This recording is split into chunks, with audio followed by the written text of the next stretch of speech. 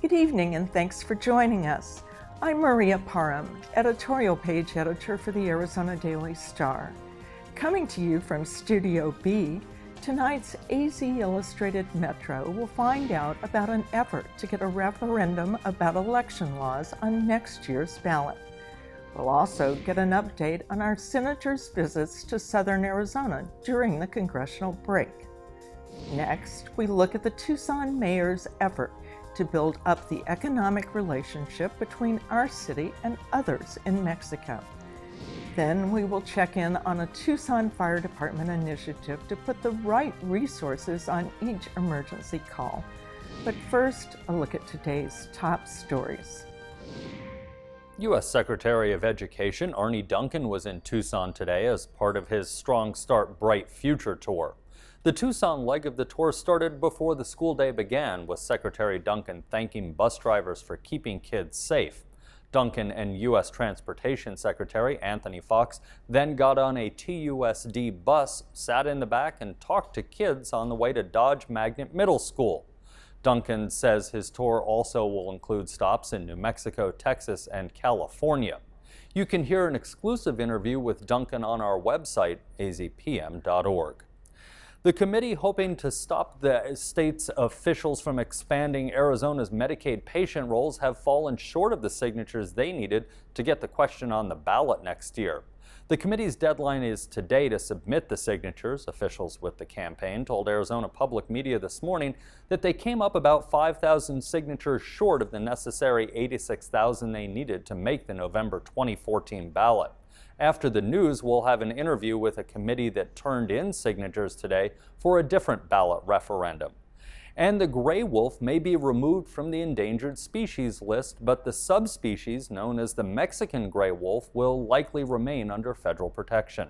Today was originally the end of public comment on the listing of most types of the gray wolf, but an immense amount of public interest made the U.S. Fish and Wildlife Service extend the debate until the end of October. And that's a look at tonight's headlines.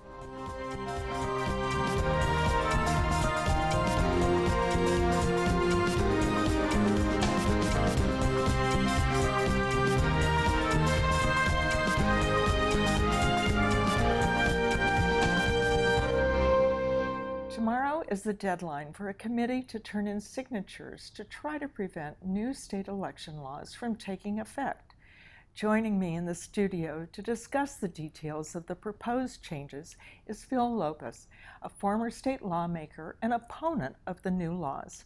Phil, thanks so much for being here today. Thanks for having me. Start by describing the bill to us and what the major changes are in it. Okay. The bill is a major attack on the right to vote in this state. It's a blatant and expansive bill that hinders voters from exercising their right to vote. Can you give us some specifics on that? I'll mention four. Okay. One is it makes it a crime for a volunteer to go to a person's house, a homebound person or a disabled person, and take that person's ballot, a mail-in ballot, to the polls. It makes that a crime. The Arizona Capital Times reported recently that there is no history of any crimes ever reported of this in this regard. So it doesn't make any sense to make a crime out of this. Plus it hinders disabled people, low-income people, elderly, from getting their ballot to the polls. The second thing it does is it takes people off the permanent early voter list if they miss 2 election cycles. So if you don't vote twice, then you automatically get taken off of the permanent early voter list. We should be doing things to keep people active and able to vote, not doing things to make it more difficult for people to vote. The third thing that it does is that it affects third-party candidates. It makes it much more difficult for third-party candidates to get on the ballot. And how is that? For example, in the case of a libertarian, if you're a libertarian, as it stands now, the number of signatures you have to gather to get on the ballot is a percentage of the libertarians that voted in previous elections. What this bill would do, it would increase the number of signatures for, in this case, a libertarian, by 4,000%. The argument is that if you're running for office, then everybody ought to get the same number of signatures on their petition signatures. But to make sure we get through all the points, Phil, let's go on to the next one. The fourth one impacts citizen initiatives.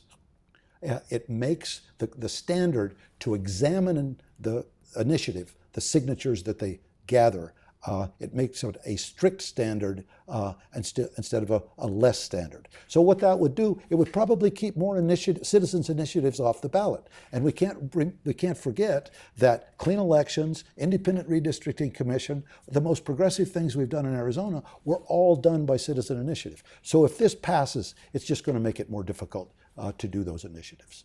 So you've described, in describing the issues, a lot of why your group really opposes these, but what allows, this has been a narrow process for you, just a couple of months to collect the signatures, and a pretty expensive process.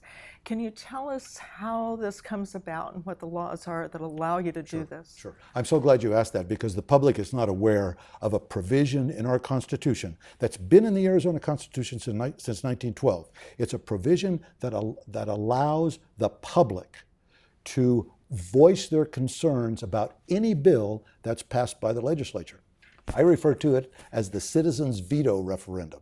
And that's a special provision in our Constitution, as I said, and it's got special laws. It's not like any other referendum.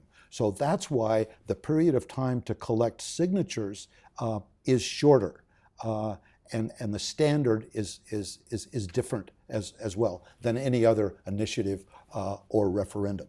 But the public doesn't know about this provision. And it's a wonderful provision if there's a way of saying to the legislature, we don't like what you passed. Now, you're planning to turn your signatures in today. How many do you need of valid signatures, and how many do you anticipate having? In order to stop implementation of this law, we need 86,000 and a few signatures. We expect to turn in excess of 100,000 signatures, because you always need more signatures, because there's going to be some that don't qualify for whatever reason are disqualified. So you always need more. But our expectation is that the number of signatures that we turn in will be sufficient in order to get to that 86,000 plus plateau to make sure implementation of the bill stops. Now, it's important to point out that all this does is stop implementation of the bill. What the citizens' veto referendum provision allows for is then at the next election, i.e. November 2014, this issue will be on the ballot, and voters will be able to say, yes, we like that law, or no, we don't. All right. So you've described some of the effects that would take place if this is allowed to stay on the books. What do you think is the biggest problem from this bill if it is allowed to stay on? Well, I think the big problems are that issue of the citizens' initiative. I mean, we simply cannot make it more difficult for the voters in this state to say, we want this or we want that. That's bad in my judgment. The other bad thing about this, and as a former politician, I think politics are important and we need to protect them.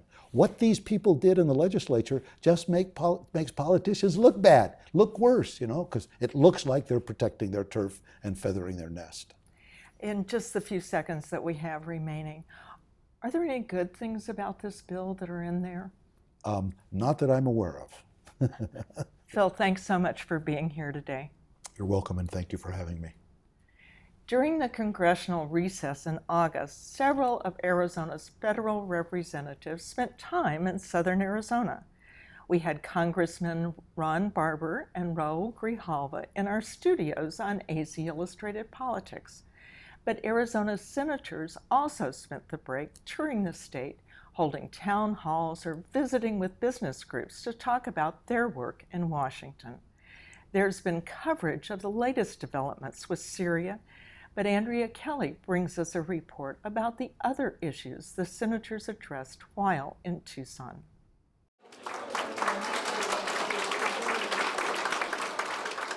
I came to see you today, as I usually do, to listen to you and to exchange our views and thoughts, and I know that we will all do that in a respectful manner, including respect for the views of others who you may disagree with. Either on their own or prompted by questions from the audience, McCain and Flake both pushed the U.S. House of Representatives to pass immigration reform, as the Senate has already done. But they talked in Tucson about more than just border security or a path to citizenship for immigrants. They each noted the types of employees who could benefit from immigration reform. I've felt for a long time that, as I mentioned before, that employers need access to the best and the brightest. Right now, the countries of Canada and Australia, I believe each of them, offer more high-tech visas than does the United States. That's wrong. We can't continue to go on. When you look at Silicon Valley and realize that half of the startup firms over the past 30 years were started by foreigners, foreign-born students who decided to stay. Today, too many of them are turned away. They go back to India or China or Bulgaria or wherever else and start businesses that compete with us. And we ought to roll out the red carpet. I've always felt that we ought to staple a green card to their diploma. We would have an expanded program for agriculture workers, and we would also have the low-income worker visas as well. But one of the keys to this is that 40% of the people who are in this country illegally did not cross our borders illegally. They came on a visa and they overstayed that visa. And so the only real answer to that problem is a thing called E-Verify. And that means that every person who seeks employment must have documentation that they are in this country legally. And if they don't have that documentation, then the employer, if that employer hires them, that employer will be subject to severe penalties. They also criticized across-the-board budget cuts for federal departments and agencies, known as sequestration. The cuts were the result of a failed budget deal in 2011 and went into effect earlier this year. Sequestration was a cop-out on the part of Congress, because instead of making the specific reductions that need to be made, like the homes in Ajo that are $600,000 or whatever outrageous thing it is, then we just across-the-board cuts. And it's hurting our military more than anybody, because they exempted so many different programs that the burden is being forced on the military. In interest of full disclosure, I voted for it. Dumbest vote I've made while I've been in the Congress. And so all I'm trying to do is sit down with Democrats and the president and sit down with my Republican colleagues, and we stop this and stop it for a period of time, instead of have this be so often that the American people are not sure, and people like you are not sure of their future. It's a lazy way to legislate, because instead of prioritizing, and there are many areas of government that still need a lot of trimming, we actually just go across the board. But it's deeper than the sequester, the problems that we have. And if you talk to businesses, I'll be touring Raytheon later and represented here, it's not just the sequester or the level of funding, it's the way we go about appropriating or authorizing and appropriating. We've gotten away from the time-honored principle of authorization, then appropriation, and then oversight, where you go through regular order. This year, both senators have received attention for their votes on bills regarding gun sales. McCain has been praised for voting on a bill that would expand background checks for those trying to purchase a gun, and Flake has been criticized for his vote against that bill. I'm one who always felt that we ought to strengthen our background check system, particularly as it has to do with the mentally ill, and I've offered legislation to do that. The problem, in my view, with the so-called Manchin-Toomey amendment that came forward is that it went far beyond that, and it would have dealt with a lot of private sales, just not in a realistic way. There are some who believe that that will be back by the end of the year, or some version of it, modification of it. I don't believe that. I think it's probably it'll be kicked into next year, and it's tough to deal with an issue that volatile during an election year. So I think Senator Flake and I feel that we have a special obligation to try to resolve this. I certainly do, and I won't quit on this issue. And I'm sure that I don't have to explain to you all the complexities and all the reasons and Second Amendment and all that kind of stuff. But we cannot have people who are mentally unstable have weapons in their hands. That is one aspect of this issue that we have not addressed appropriately, and there should be some kind of agreement that if someone who's mentally ill, and there's every indication of it, should not have access to a weapon. And I would urge our friends who would spend the rest of their lives dedicated to this proposition to help us with that aspect of legislation that we might be able to pass.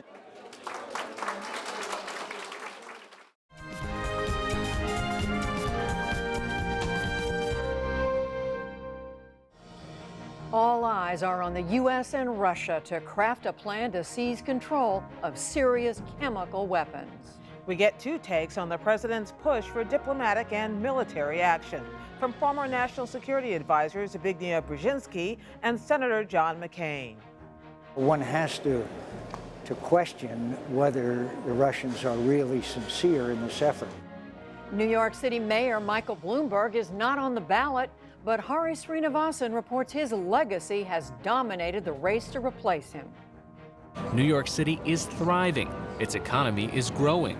Crime is at historic lows, and the city's 8 million residents are healthier and living longer than a decade ago.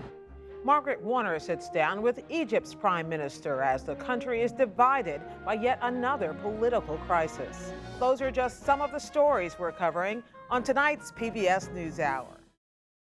Doctors conducting cancer surgery cannot always clearly see the tumor. It's not like some alien that comes into our body. It's normal cells that are just dividing more rapidly than other cells. Surgeons can end up removing healthy cells. I'm Steve Inskeep. An innovation that could help, a molecule that paints the tumors to make them easier to see. On the next morning edition from NPR News. Tucson Mayor Jonathan Rothschild is working with officials in Mexico to emphasize commerce and tourism between states on both sides of the international border. He recently visited Mexico and reported back on the progress he's making. Fernando Chavarri brings us this story. As part of a commitment to boost Tucson's economy, Mayor Jonathan Rothschild is planning with Mexican business and government officials how Arizona and Sonora can work together to foster growth. I believe that the region of northern Mexico through Sonora, even to Obregon and Arizona, is an economic region. I think we have a unique opportunity here with the expansion of the Port of Guaymas, which will essentially become the next large port south of Los Angeles, Long Beach, where our region, and particularly Tucson, can be a logistics hub for the entire region. And it's important that we begin establishing those relationships and creating the infrastructure necessary to make that happen. He says the industrial port in Guaymas, Sonora, along the Gulf of California, is a critical part of the trade and commerce connection between the two countries. The Mexican government plans to double the size of the port, but once goods from the port make it to Nogales, Rothschild says two things have to happen in order to facilitate the flow of products into the U.S. And one, the infrastructure has to be built out on the Mexican side, and two, the infrastructure has to be built out on the Arizona side. One of the things that we went down to do was to encourage the Mexican government to build out their infrastructure. On the American side, Rothschild says federal stimulus money funded the expansion of the Mariposa port of entry in Nogales from 2 lanes to 14. But that's not all that needs to be done. There's going to be growth in our region, both because of this port and just growth overall, that means we're going to have to do a lot of road work on the I-19 and I-10 over a number of years. We have to commit our state government and our federal government to help us with that. Business owners agree that infrastructure improvements will benefit industries on both sides of the border. Arizona is about number 5 in trade between U.S. and Mexico among states. Number 1 is Texas, you would guess that. California is number 2, you would guess that. But should Michigan be ahead of Arizona? Should Illinois be ahead of Arizona? No. So why is Arizona number 5? All the border states. He cites a recent report that shows the port of entry in Nogales has the longest inspection time for commercial trucks. And it mentions 37.5 minutes.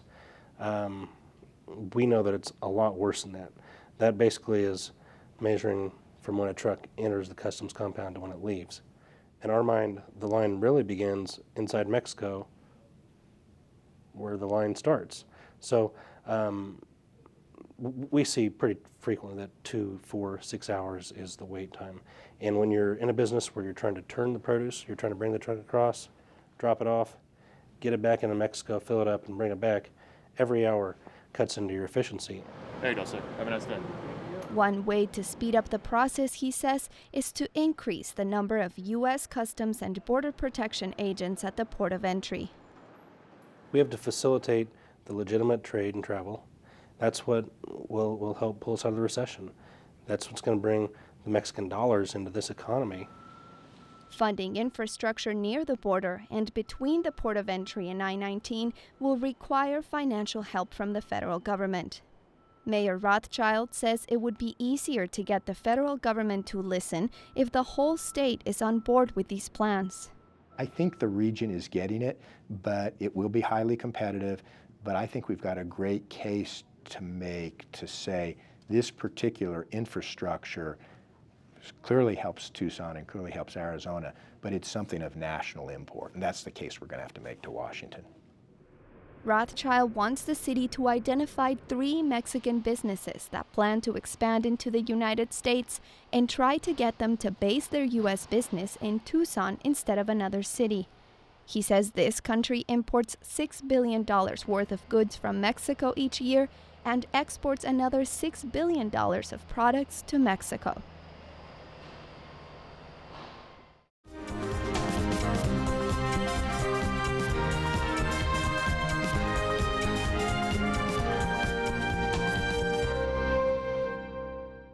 On this 12th anniversary of the September 11th attacks, people across the country are pausing to remember the lives lost that day, including nearly 350 firefighters. Tonight, we bring you a story about Tucson Fire Department's program to respond to the Tucson community as quickly as possible. Last year, the department started a program to help alleviate the emergency call load in the busiest part of the city. The Rescue 8 response truck is based at Tucson Fire Department Station 8 near Prince and Oracle. The 2-person unit can handle many of the calls that previously required a fully staffed fire engine, leaving those vehicles available for more serious calls. Tom Klesby brings us a profile of the unit.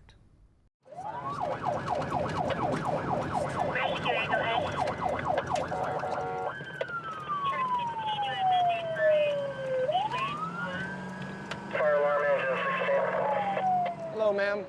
How are you? All right. What happened? You hit me with the rock. And you did not get knocked out, right? No. Was this rock here, right, ma'am? That's the one he hit you with? There was 2 of them. I think you're gonna need some stitches on your ears. Fire Rescue AP, let's transport. In some instances, we don't need all 4 people on the engine.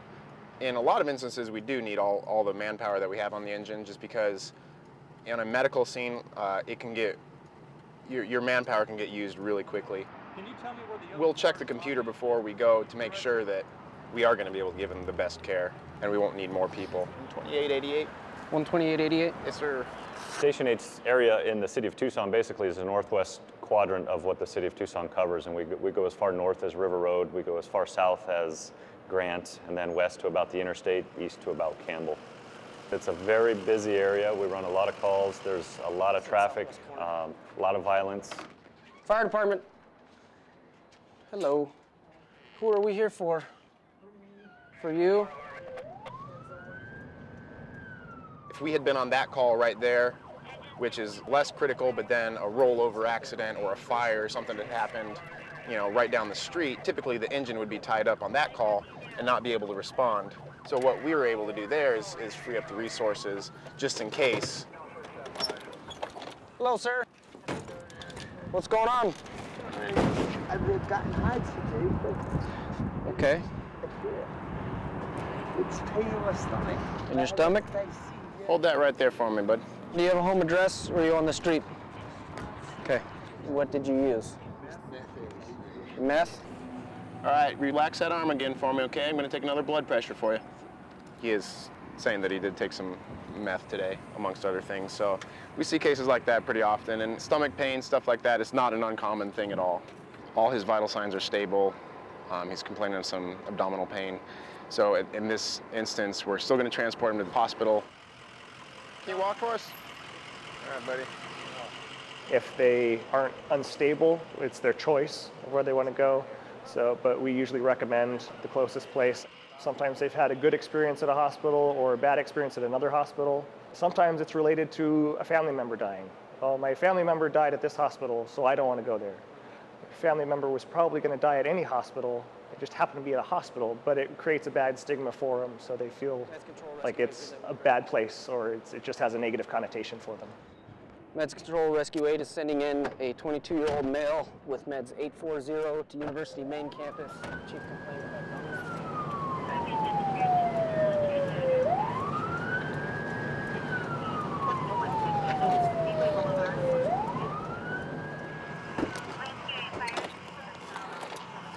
Fire Rescue 8, go ahead. So this patient, she called us for chest pain. She is having some left-sided chest pain. Our main area of concern right now is her blood pressure is pretty high. So we're gonna transport her to the nearest facility. Fire Rescue 8, will you add us to the engine's assault on Fort Hood?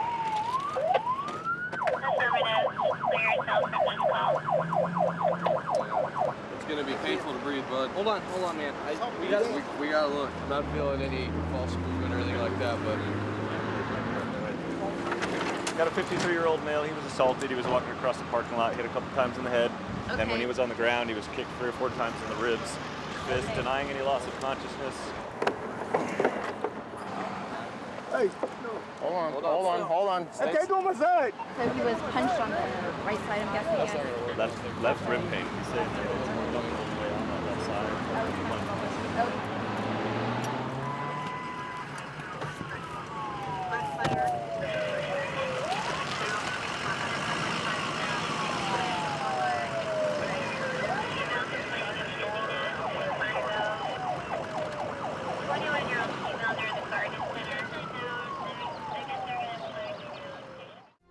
To keep up with the latest news and watch segments from this show, go to our website, azpm.org. I'm Maria Parham. Thanks for watching.